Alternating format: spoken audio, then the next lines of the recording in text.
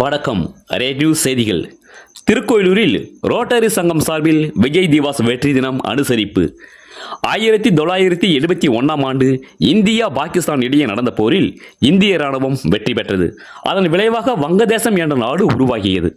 இந்த வெற்றியை கொண்டாடும் விதமாக ஒவ்வொரு ஆண்டும் டிசம்பர் 16ஆம் தேதி விஜய் திவாஸ் தினம் கொண்டாடப்படுகிறது. அந்த வகையில் கள்ளக்குறிச்சி மாவட்டம் திருக்கோயிலூர் அடுத்த ஆவிக்குளப்பாக்கம் பகுதியில் உள்ள ஸ்ரீ ராமகிருஷ்ணா மெட்ரிக் மேல்நிலைப்பள்ளி வளாகத்தில் விஜய் திவாஸ் வெற்றி கொண்டாட்ட தினத்தை முன்னிட்டு பள்ளி தாளாளர் வசந்தன் தலைமையில் ராணுவ வீரர்களின் சாதனையை போற்றி விதமாக நிகழ்ச்சி நடைபெற்றது.